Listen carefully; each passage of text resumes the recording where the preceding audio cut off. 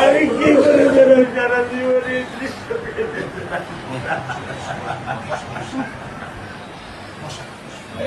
আমার এই দৃশ্য আমি কি দিয়ে পূরণ করবো?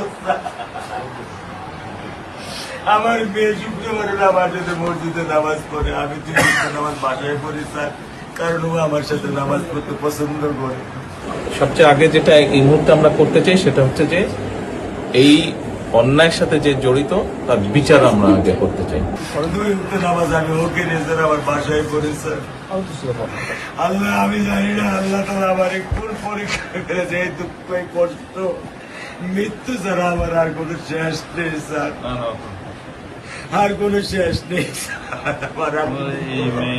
আপনার দায়িত্ব মাননীয় প্রধানমন্ত্রী নেবে, তো আপনাদের শক্ত হতে হবে না, আপনার তো বড় মেয়েটা রয়ে গেছে, এখন তো ওর জন্য আপনাদেরকে শক্ত থাকতে হবে স্যার। সত্য কথা, আমি যখন ওকে ভ্যানে পাঠাই আমি খুব বল পাই, আমি কালকেও বলে দিচ্ছি যে আমি আর ভ্যানে দিব না, তুমি প্রতিদিন ওকে রিস্কায় নিয়ে যাবো, রিস্কায় করে নিয়ে আসবো। আমি ক্লান্ত স্যার, 10 বছর বয়স থেকে স্যার অবহেলা পেতে পেতে পেতে পেতে স্যার আমি আর নিতে পারতেছি না স্যার। আল্লাহ আমার ভাগ্যে দিচ্ছে, আমি কি করতেছি কি করতে।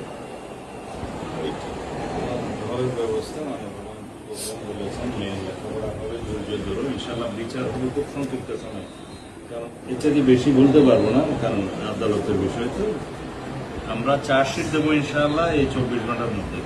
আমি সত্য কথা বলি, আমার 55 বছর বয়সে আমি এত দ্রুত, এত সুন্দর, এত সুচারুভাবে আমি কখনো দেখিনি। এটা আমি বুঝতে পারছি না, এটা আমি বুঝতে পারছি স্যার। প্রধানমন্ত্রী চলে আসছেন, এটা আমার সৌভাগ্য। আমি সত্যিকার ভাবে স্যার আমি বলি, আমি এটা স্যার প্রত্যাশা করিনি যে আপনার মতো মানুষ আমার এই 10,000 টাকার একটা প্ল্যানে স্যার আপনি পা রাখবেন, কিন্তু এই বিশ্বাস ছিল যে আপনি আর 10 জন না, যে মানুষ ট্রাফিক সিগন্যালে দাঁড়িয়ে থাকে, নিয়ম মেনে চলে, সে মানুষকে বুঝতে স্যার আমার এইটুকু বয়সে স্যার যথেষ্ট স্যার। ইনশাআল্লাহ স্যার, আপনি কি ধৈর্য ধরবেন, আমি ওকে কোনো নিয়ন্ত্রণ করতে পারতেছি না। আপনার সন্তানের এই অবস্থার জন্য যে দায়ী তার বিচার ইনশাল্লাহ হবে, সেটা শীঘ্রই হবে। আর মালিক যে আল্লাহ তাআলা মালিক, ওনার কাছে সাহায্য চান, আল্লাহ রহম করলেন সব কিছু দিতে।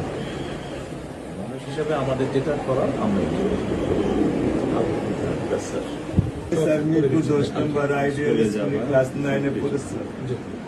টোটাল ওগুলা দিয়ে চিন্তা করবেন না, ওগুলা ইনশাল্লাহ ব্যবস্থা। আপনি যখন যেহেতু বলেছেন, আপনি আপনার কষ্টের কথা বলেছেন, সেই ব্যাপারে আমরা যেটা আমাদের পক্ষে সম্ভব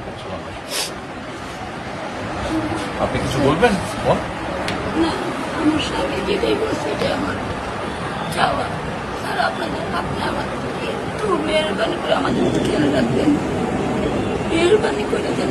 আমরা প্রথমে সবচেয়ে আগে যেটা এই মুহূর্তে আমরা করতে চাই সেটা হচ্ছে যে এই অন্যায়ের সাথে যে জড়িত তার বিচার আমরা আগে করতে চাই, তার বিচারের ব্যবস্থা আমরা আগে করতে চাই, এইটা আমরা আগে প্রথমে করতে চাই।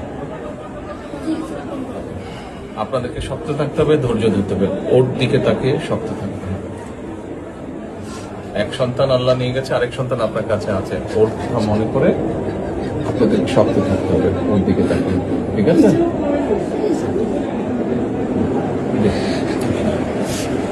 চলে আসবে, ভাই চলে আসবে।